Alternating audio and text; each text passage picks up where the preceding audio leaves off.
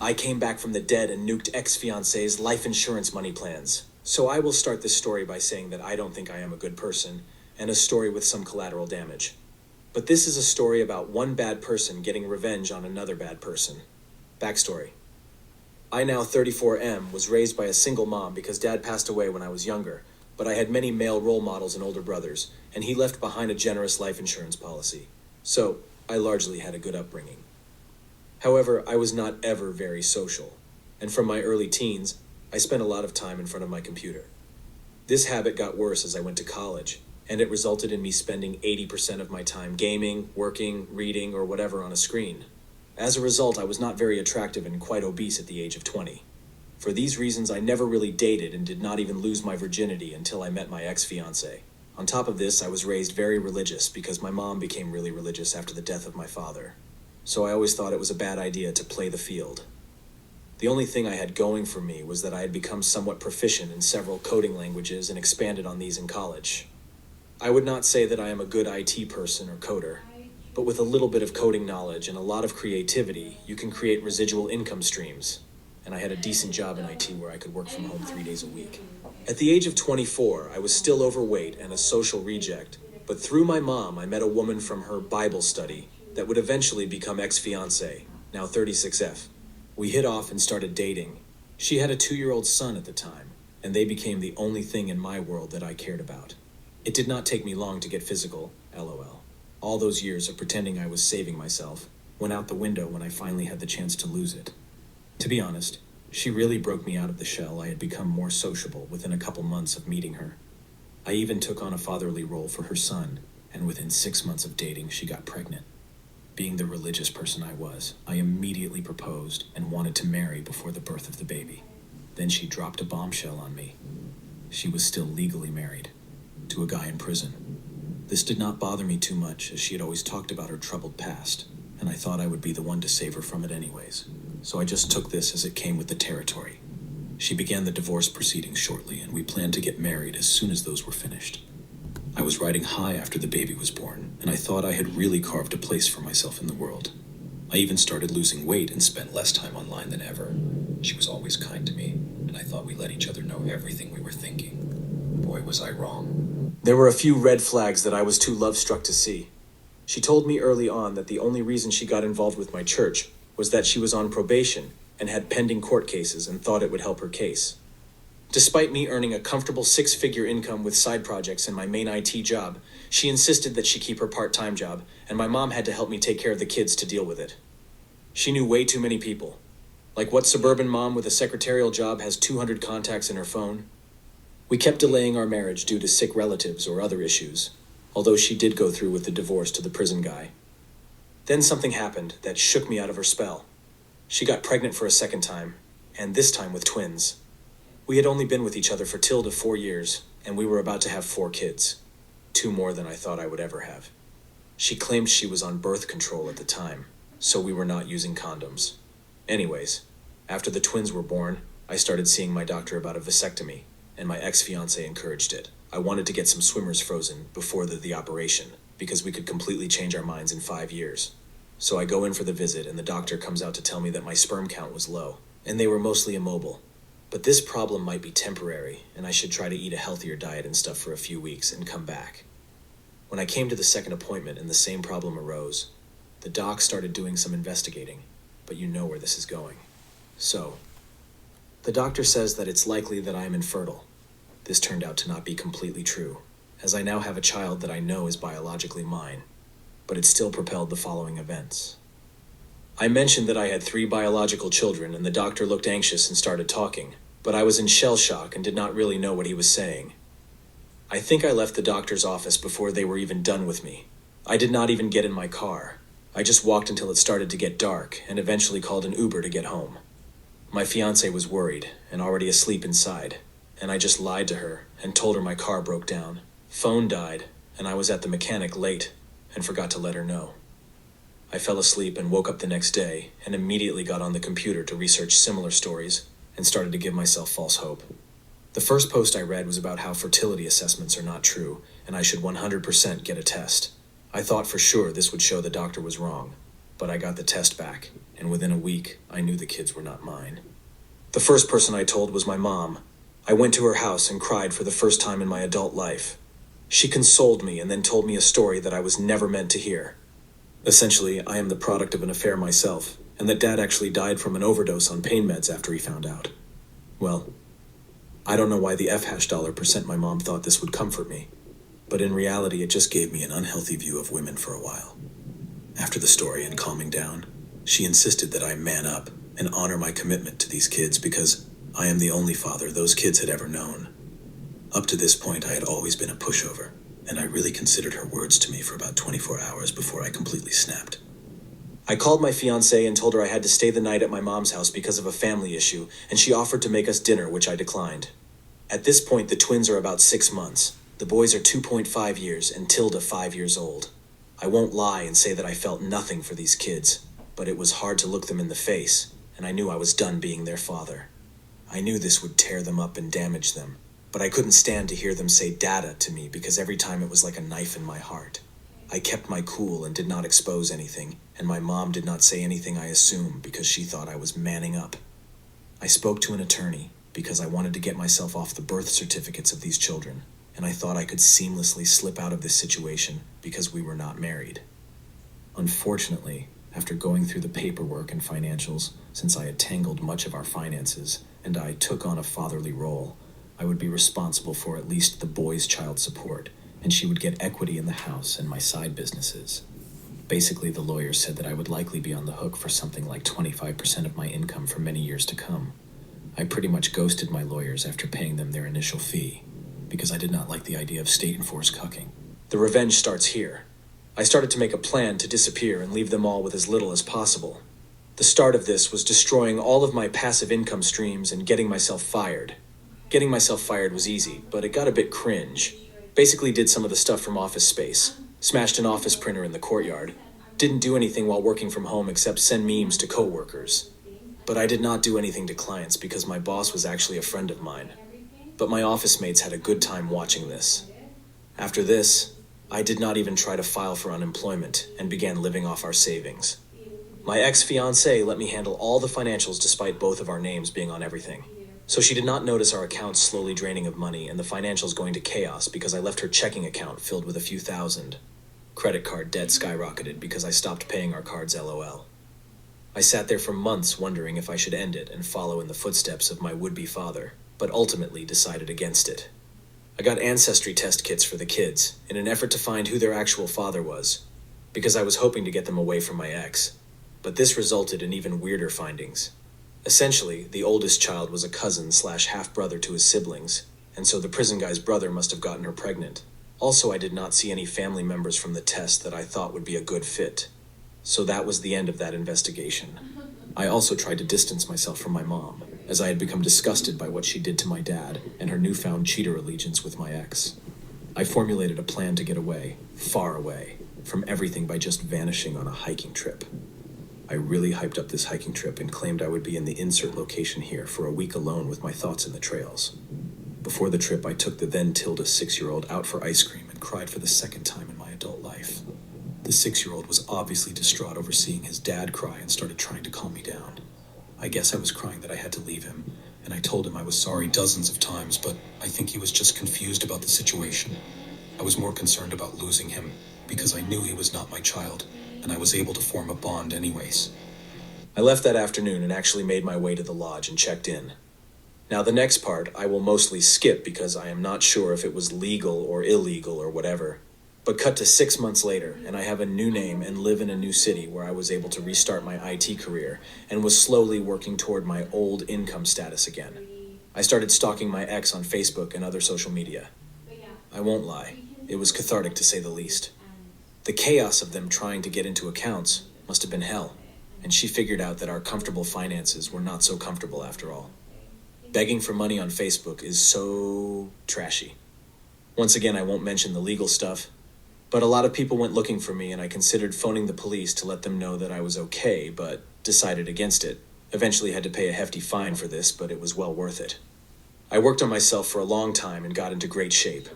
Lost my religion and descended into a hedonistic lifestyle. I became unrecognizable. I continued stalking this woman for about a year when I heard she was dating a new guy and got pregnant almost immediately. Of course, my mom was still in her life taking care of my supposed children while she was doing God knows what. Then, on the 1-year anniversary of me leaving, she posted a memorial page. For me. This made me decide that my revenge was not quite done, and I decided to call up my brother and let him know I was alive. My brother and I had drifted over the past 10 years, but he was blood and was always there when I was younger. I told him why I did what I did, and we caught up, and I asked him not to tell anyone yet, and he agreed. But then, he told me about my mom and my ex-fiancée suing my insurance company to honor my life insurance. Somehow, she had managed to keep up this policy going despite its hefty cost. The payout would be substantial, 7 figures, and she would be awarded the premiums that she had paid since my alleged death if she won. Well, I am not the kind of uncivilized person that would defraud an insurance company, so I started my plans. I drove the 1,000-mile journey to my old city when I heard she had an upcoming hearing and listened to Highway to Hell half the way down. I went to the court early and sat down. Now at this time, I had grown a beard, lost 60 pounds, and generally looked good. I looked so different that my fiancé and mother passed right by me in the court without giving me a second look. I thought they would be meeting in a big courtroom, and I was already planning to barge in and yell something about objecting and being a cringe lord like usual, but they ended up going to a small room with some lawyers from the insurance company. I decided frick it and knocked on the door several times until they opened it. They were all confused to see this scraggly dressed man with a beard, and I simply said, "I believe you are trying to settle the issue of whether I am dead." My ex-fiancé realized it was me almost immediately and let out a gasp or something, but the lawyers were just confused. Everyone ended up stepping outside the room and a whirlwind erupted and the bailiffs were called over. My ex screamed and slapped me and they had to actually put handcuffs on her. This was a big deal for the insurance company, I guess, and the lawyer's boss client actually showed up and asked for statements and everything. Even a detective showed up and I started to regret coming. But I gave my statement and did not really lie about anything. But I was vague about where I was currently living. I ended up staying in town for almost a month, and it was a crazy month in a cheap motel. I showed evidence of my ex's cheating to anyone who cared, and I tried to meet with the kids, but the youngest did not know me, and the then 7-year-old told me to fuck myself, which is fair, I guess. The police were pissed off and started civil litigation for the costs of searching for me. A detective or something actually flew in from another state to question me. Luckily, this whole time I did not get arrested for anything, as I did not want my fingerprints being linked to my new name and such. Essentially, I had to pay a large fine and immediately paid the fine in cash to the surprise of the police. As far as I was concerned, I was done with this town. My ex-fiancé served me a civil lawsuit for multiple different things and my mom helped, but I was a leaf in the wind long before anything came of it. I am back in my new city and never plan to go back. I stopped spying on them after a few months of ruining her insurance plans and moved on with my life. This happened some years ago, and I am much better off now. But I'm tired now and need to go to sleep. If there is interest, I will let you know what happened with me after all this. Some relevant comments. Redditor. Please give an update. This is a crazy and awesome story. Is there any update? How are you doing now? Have you talked to your brother? What did he think of your mother's behavior? What does he think of your ex? So many questions. OOP replied. I have quite a few siblings, and I was the last baby born when they were almost all in college, so we are almost like 2 different generations. I kind of drifted apart from them anyways, and decided to just let them know I was okay and to not worry about me. No further contact from there. The brother that I talked to knows the situation with my ex, but I have no idea if any of them know what my mom did, and I do not intend to tell them. Redditor, but how could he have had any expectation that testing the kids would find their parents? It was pure luck a relative fathered one of them, and the OP seemed surprised about that. Was he collecting genetic samples from everyone in town? OOP replied, I thought with the Ancestry.com it would reveal familial links to the kids if you had one. It didn't really work out. Redditor, I hope things work out for you, your daughter, and your new lady. Check out couples counseling if you want a safe environment to talk through the trust issues. IMHO. Couples don't have to share everything about their lives prior to getting together. However, the betrayal experience shaped who you are, and something might trigger you again. If you stay with your new lady, you may need to acknowledge the trauma, even if you don't provide the details of what you did. When you are ready, hire a lawyer in your old town to clean up any financial, such as lingering credit card debt and whatever happened to the house, and or legal loose ends, such as getting off the birth certificates. I'm not a lawyer, but your initial legal consultation was unduly pessimistic. Time has passed, you live in another state, and your ex-fiancée has landed another man. She would rather get you quietly off the birth certificates than to have the truth come out. Eventually, you'll be able to merge your old and new lives together, perhaps with a legal name change. At that point, you'll be able to live your life without looking over your shoulder, and you will be truly healed. Good luck, OP replied. I'm too scared to try this, but maybe I will sometime. Update in the same post. Approx 3 days after the original post. Hello everyone. Thank you for taking interest in my life. I only want to do one update and lay it all out. Mostly I just wanted to let people know where I went with my life, because a lot of people seem interested. I might answer a few questions in the comments if someone has a burning question. I am not going to say anything about how to disappear because we can't discuss potential crimes on this board. But look up the case of how *** Jack Barsky, a former KGB spy, entered the US and obtained credentials. Literally millions of undocumented immigrants do this to be able to work for companies in the US as well. Uncle Sam just wants those taxes paid. I'm not sure about the details of the insurance investigation and how they were looking for me, but I never got so much as a phone call from them before I met them in person. I have no intention to try to seek revenge anymore, because I believe violent delights have violent ends now. As far as I am concerned, my ex-fiance's life is hard enough, and anything else I did would just hurt the kids. After everything blew up with my ex, I left the town and did not reach out to my brother anymore, and even stopped checking up on the situation with my ex. Having no family and friends and starting over in the world is lonely and terrifying, but equally exciting and hopeful. So, how did I reset my life upon reaching a new city? Well, I had a lot of money in cash that I used to stay in a motel for a few months while I got all my documents in order and looked for work. Because I thought that my home computer would be searched when I went missing, I could not really plan much of this stuff beforehand. I realized that without a college degree linked to your name, it was difficult to find a job with my skill set. So I decided to just make my own company and post advertisements about setting up custom dispatch software, editing videos and presentations, among other tasks. I only received a few different jobs doing this, and it did not even pay my living expenses. After I did a few jobs for the same company, I made friends with a project manager and got hired at a reasonable salary.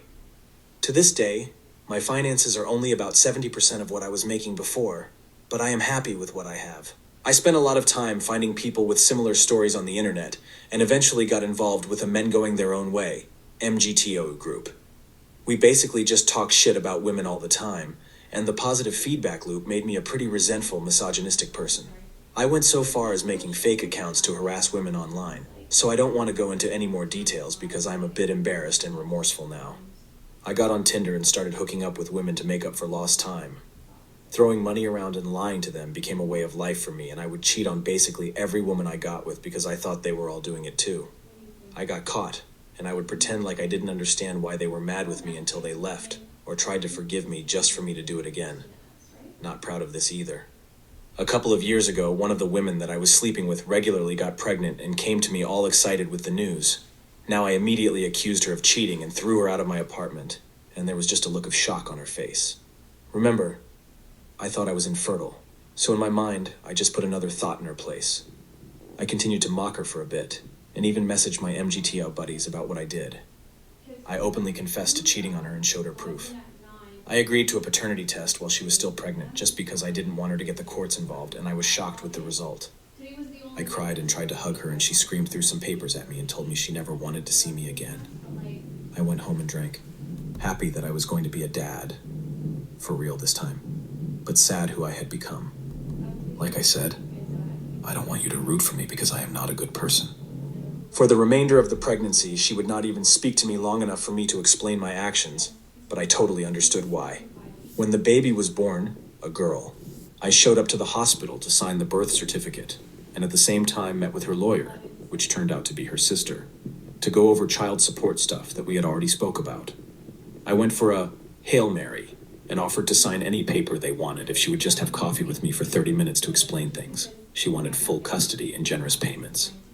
I never got a lawyer because I just wanted to make amends, and I thought a lawyer would throw up obstacles to try to protect me or my finances. I met with her for coffee, and to my surprise, she let me speak uninterrupted for almost 20 minutes. I did not completely tell her the truth about my past, but she understood why I wanted a paternity test. but did not excuse my behavior in mocking her, throwing her out, and cheating. I signed the papers, but begged her to let me see my daughter and be part of her life. She said that I was unstable and that I needed intensive therapy before that would ever happen. Of course, I obliged to the therapy. I learned a lot in therapy and did a lot of research about the fallout of cheating and whatnot. Turns out there are a lot of women who had been hurt by cheaters and homewreckers too. Duh. And that my view of women was toxic to say the least. I cut it off with my MGTO buddies because I thought that atmosphere would be a detriment to my progress. I don't want to attack that group because I think there are some good people in that group that are just broken and looking for answers. I think having a baby girl was a real punch in the gut to stop treating women so poorly. I was finally able to see my daughter when she was 7 months old and began supervised visits every other weekend. I had dutifully paid the child support and made every attempt to talk to her mother and try to make amends. One night after our daughter, we got drunk and started kissing, which turned into sex. When we woke up the next morning, she was embarrassed and just asked me to leave. But she made it seem like she kind of wanted to make things work. It took a long time, but we moved in together after she lost her job to COVID-19 and are currently living together. Her family hates me, and this has held us back from marriage talk or anything. Hell, I skipped our daughter's second birthday celebration because her lawyer sister didn't want to see me. I hope this turns out well for me, and I know I already have better than I deserve. For now, the pandemic has me working from home and my girl takes care of our daughter and makes me food and such. She is still suspicious of me and comes into my office to see what I am doing regularly, but I don't mind. For now, I'm just going to try to be there for my daughter and try to make it up to her mom. I'm still trying to think of things I can do or say, but for now, I am still in Zoom therapy and just doing my best. I don't think I can ever really tell anyone everything, which is why I decided to tell the strangers of Reddit. I am sorry for those people that thought I was a hero in my initial post. Please don't let your hatred boil inside you, friends. I almost missed out on something great, and I may still miss out if I am not careful. This is going to be the only update, unless I come back years from now to tell you all what happened. Best of luck to everyone. Correction update from OOP. Hey, sorry for the confusion. The KGB spy I was thinking of was Jack Barsky, but playing too much Call of Duty had Yuri Bezmenov on my mind. He essentially combed through obituaries from around the time he was born to find someone to become. It is actually a really interesting story because he got so tied up with the paperwork that he had trouble getting a birth certificate so that he could get an American passport. His original job was to befriend higher-ups in media and politics so that he could get information on them. But most of his American cultural training was 20 years out of date, and he looked like a fool. If you have someone willing to give you a birth certificate, then it is a lot easier to get all the other paperwork you need. Obviously, if you get in any real trouble, then you are screwed double time on your identity. But most people go their entire life without any real trouble with the law.